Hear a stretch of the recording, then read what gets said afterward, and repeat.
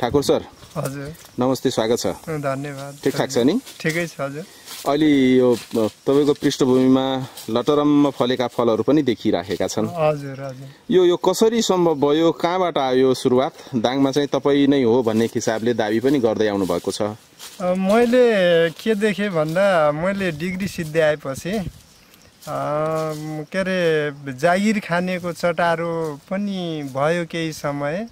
काठमाडौँमा गए, त्यसपछि जागिर पनि खाइयो केही समय।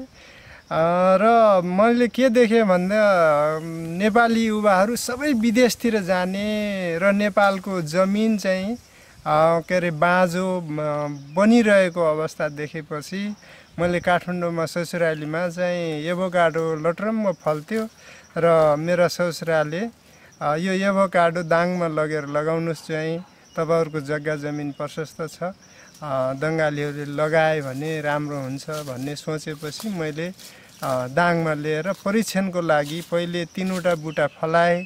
त्यसपछि फल्दो रहेछ भनेर के अरे यो चाहिँ सुरुवात गरे हुँ र म अहिले खुसी छु तपाईँहरू जस्तो मान्छे आउनुभयो। के अरे यो लटरम्म फल्या छ।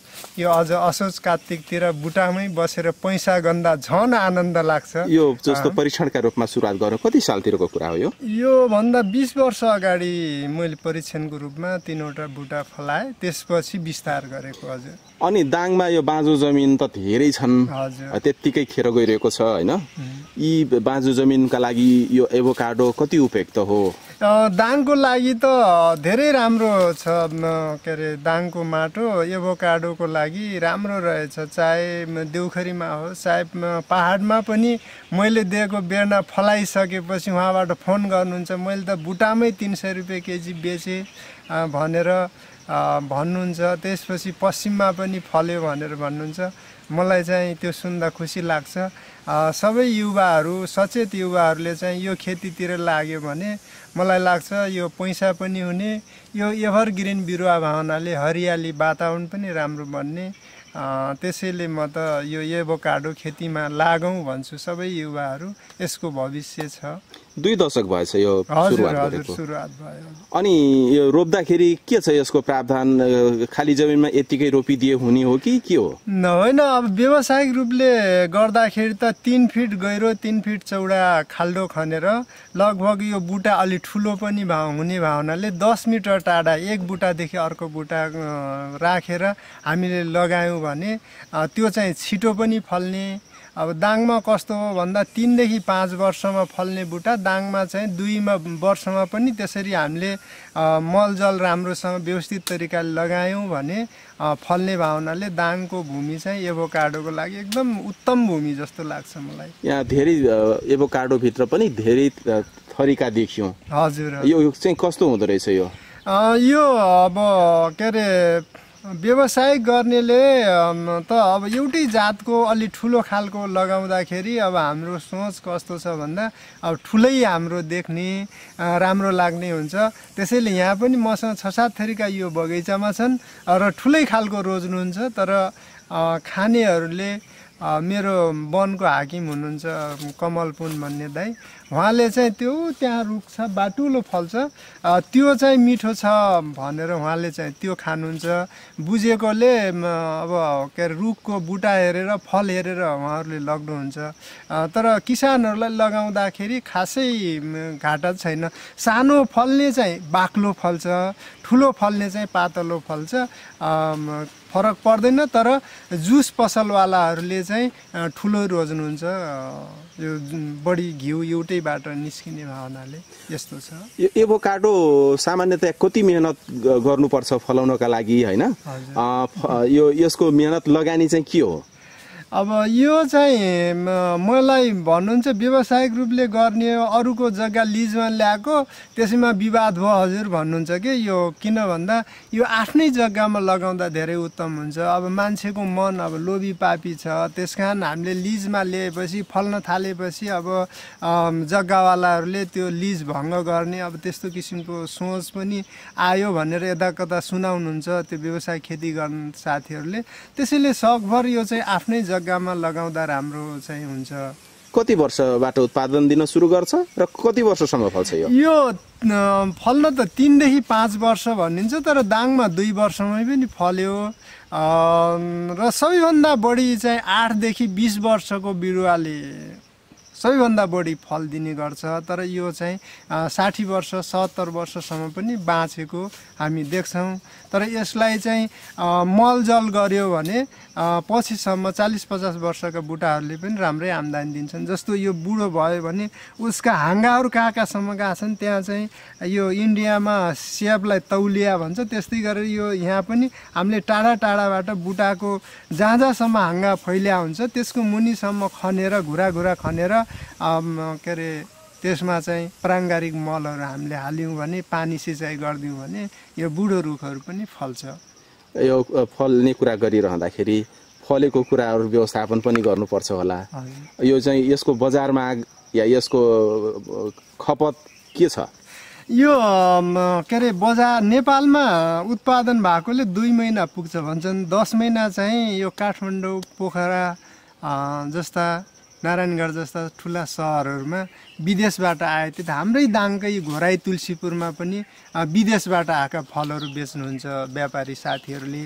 त्यस कारण यसको मार्केटको प्रब्लम छैन, मार्केटको समस्या छैन। हामी चाहिँ जति उत्पादन गरे पनि यो हामीले बेच्न पनि सक्छौँ। जस्तो हाम्रो के अरे धनकुटाबाट दिल्लीसम्म जान्छ यो एभोकाडो सिजनमा, किनभने यहाँ चाहिँ राम्रो क्वालिटीको एभोकाडो भाउनाले त्यसैले दाङमा लगायो भने जति दङ्गालीहरूले सबैमा लगाए पनि यसको समस्या छैन। जस्तो हाम्रो लिची चाहिँ 4-5 दिन पाक्यो भनेपछि हामीले त्यो सेल गर्न सक्ने बिग्रिन्छ। आँप पनि त्यस्तै हो, 3-4 दिनमै पाकेपछि त्यो बिक्री गरिसक्नुपर्छ। तर यो चाहिँ हामी महिनौसम्म राख्न सक्छौँ। त्यसैले यसलाई चाहिँ जहाँ पनि लगेर बेच्न सकिन्छ। त्यो भावनाले यो फल चाहिँ पाकेपछि कुहिने, सड्ने त्यस्तो पनि हुँदैन। त्यस भावनाले हामी चाहिँ बजारको प्रब्लम छैन। यो तपाईँसँग कुरा गरिरहँदाखेरि 20 वर्ष अगाडि सुरुवात गर्नुभयो, यसबाट तपाईँले लिएको लाभ पनि यसो जानकारी गराउनुहोस् न। के छ यसबाट तपाईँलाई फाइदा? फाइदा त के अरे आर्थिक रूपले पनि यो चाहिँ महँगो फल भावनाले पैसा आउँछ। त्यसै गरी यो वातावरण पनि हरियाली हुन्छ। र तपाईँहरू जस्तो मान्छे, हिजो पनि 2 जना छोराहरू अमेरिका छ, एउटा छोरो मेरो जग्गा बाँझै छ हजुर, सल्यानमा पनि तुलसीपुरमा पनि यो तपाईँको बगैँचा हेर्न आउँ, कृषि ज्ञान केन्द्रले त्यहाँ जानुहोस् भनेर पठाउनु भयो भनेर भन्नुहुन्छ। यसरी साथीभाइहरू पनि आउनुहुन्छ। यो चाहिँ राम्रै पेसा लाग्यो कि भनेर कहिलेकाहीँ त एकदम खुसी पनि हुन्छु। त्यसैले म त अध्ययन केन्द्रका रूपमा पनि यो विकास हुँदैछ। अध्ययन केन्द्र त त्यस्तो होइन, मलाई चाहिँ के अरे सोध्नुहुन्छ, के अरे अमेरिकाबाट पनि सोध्नुहुन्छ हाम्रो यस्तो बारी छ, यस्तो जग्गा छ, त्यहाँ हुन्छ कि हुँदैन भनेर विदेश गएका साथीहरूले पनि फोन गर्नुहुन्छ। ओ राम्रो बाटो पो लाग्यो छ, राम्रो बाटो समाइयो छ है भन्ने चाहिँ मलाई त्यो गर्व हुन्छ आफूलाई। मोटामोटी कति रुपियाँ किलोमा बिक्छ यो? अनि अहिलेसम्म एक सिजनमा तपाईँको आम्दानी कति हुन्छ यसबाट अहिले? यो यहाँनिर मेरो चाहिँ के अरे अहिले 1.5-2 लाखको जति होला यो सालको। अर्को बारीहरूमा फल्ने तयारीमा छन्, आउँदो सालदेखि फल्छन् होला अरू 8-10 कट्ठामा। र यो साल पनि 7 कट्ठामा म लगाउने सोच बनाइरहेको छु। के अरे खाल्डो खनेर त्यसमा मलको प्राङ्गारिक मलहरूको खाल्डोमा हालिरहेको छु। असारमा म लगाउँछु 7 कट्ठामा पनि। र म यो विस्तार गर्ने पक्षमा छु। यो चाहिँ धेरै राम्रो फल छ र यो मेहनत पनि धेरै लाग्दैन। यो लगाइदियो र यसलाई चाहिँ गाई बाख्राबाट जोगाउने हो भने यो 2 वर्ष 3 वर्षमा फल्छ। त्यसपछि यो कहाँ बेचौँ भन्ने समस्या पनि छैन। यो लग्दाखेरि यो के अरे मिचिने कुचिने हो कि भन्ने त्यो डर पनि छैन। त्यसैले हामी काठमाडौँ पनि लग्न सक्छौँ। त्यसैले यो चाहिँ धेरै राम्रो फल हो। यो यसको फाइदाका कुरा गरौँ न। एभोकाडो किन खानुपर्छ? एभोकाडो नेपालमा चाहिँ के हो भने मान्छे क्यान्सर भयो भने खान्छ, त्यसपछि डेङ्गु लागेपछि खान्छ मान्छे। ऊ के अरे हामी कोरोना आयो, कोरोना बेला मेरो साह्रै बिक्री भयो। त्यति बेला त 500 रुपियाँ केजी चाहिँ बिक्री गरेको, अहिले 400मा झरेको छ।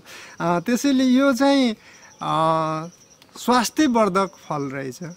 र यो त अब हामी फुडको लागि खानाको लागि भात मात्रै खान्छौँ, तर यो फुडको लागि पनि युज हुने फल रहेछ। जस्तो विदेशमा गएका शान्ति सेनामा गएकाहरूले एउटा फल 1 लिटर पानीले हामीले दिनभरि पुग्थ्यो सर, यो त यस्तो राम्रो फल हो भनेर शान्ति सेनामा गएका साथीहरूले पनि आएर खानुहुन्छ, लग्नुहुन्छ, बेर्ना पनि लग्नुहुन्छ।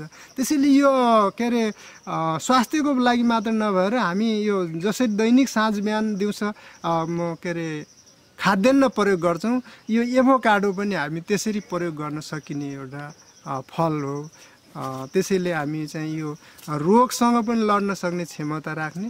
र धेरै एकजना साथीले भन्नुहुन्थ्यो, मैले दाइ भाउजूलाई कोरोना लागेपछि मैले लगिदिएपछि त्यो जो भान्सा गर्ने उहाँको साथी हुनुहुन्थ्यो, उहाँहरूलाई पकाएर खुवाउने, उहाँले भन्नुहुन्थ्यो एभोकाडो खाएपछि कोरोना लागेको पनि छिट्टै तङ्ग्रिनु भयो, छिट्टै राम्रो गर्नुभयो, त्यस कारण यो राम्रो बिरुवा रहेछ भाइ भनेर एकजना दाइले भन्नुभएको थियो। त्यस कारण यो ड्याङ्गी लागेको मान्छेहरूको विकनेस भएपछि यो चाहिँ खायो भने छिट्टै तङ्ग्रिने, छिट्टै चाहिँ रिकभर भइयो भनेर पण्डितजीहरू पनि यहाँ आउनुहुन्छ, लग्नुहुन्छ। त्यसैले यो चाहिँ धेरै राम्रो स्वास्थ्यवर्धक फल रहेछ। कतिपय डाक्टरहरूबाट पनि प्रेस्क्राइब हुन्छ कि यो समस्या छ तपाईँलाई, यो फलफुल नखाइदिनु होला भन्नुहुन्छ। यो एभोकाडो चाहिँ कसले खान मिल्ने, कसले खान नमिल्ने? यो त अब सुगरको मात्रा यसमा कमी हुने हुनाले सुगर बिरामीहरूले पनि खान मिल्ने फल हो यो। र सबैले यसमा एउटै फलमा 20वटा भिटामिनहरू, मिनरल्सहरू पाइने भावनाले यो चाहिँ सबै रोगीहरूले खान मिल्ने एउटा त्यस्तो बहुगुणी फल हो। ठाकुर सर, अब के छ अहिलेसम्म करिब यहाँ हेरिरहँदाखेरि उत्पादन राम्रै छ, थप 7 कट्ठामा पनि यो एभोकाडो लगाउने तयारी हुनुहुन्छ होइन? केही गरिसक्नु पनि भएको छ। भविष्यको थप योजना के छ? अहिले उत्साहित पनि हुनुहुन्छ? म चाहिँ भविष्यमा अब मसँग जग्गा भएको अब लगभग सिद्धिन थाल्यो होइन, लगाएर सिद्ध्याउन लाएँ। र भविष्यमा बैङ्कले पत्यायो भने म चाहिँ अलि धेरै परिमाणमा खेती गरेर एभोकाडोले पनि कार चढ्ने हुन्छ नि किसानहरू होइन, एभोकाडो खेती गरेर पनि सम्पन्न हुन्छ नि किसानहरू भन्ने चाहिँ त्यो देखाउनु छ। त्यसैले मेरो उद्देश्य अब आउँदो सालमा बैङ्कबाट साथीभाइले विश्वास गरे भने अब के अरे जग्गा किनेर यो चाहिँ एभोकाडो खेती विस्तार गर्ने। जीवनमा एभोकाडो मेरो वार्षिक रूपमा मैले एभोकाडो लगाउने सल्लाह दिन्छु। त्यसैले अब चाहिँ को योजना लगायो भने एउटै जातको अलि ठुलो खालको फल्ने चाहिँ लगाउने सोचमा छु। किनभने ठुलो खालको अब हामीले बेच्नै पर्छ, जुस पसलहरू व्यापारीहरूले चाहिँ ठुलै खालको रोज्नुहुन्छ। अब गुणस्तर रोज्ने चाहिँ अझै भएको छैन हाम्रो के अरे नेपाली उसमा। जस्तो पनि एभोकाडो बिक्री हुन्छ, तर ठुला खालको चाहिँ अब खेती गरेपछि ठुला खालको लगाउने प्लानमा छु। धन्यवाद यहाँलाई। हवस्, धन्यवाद।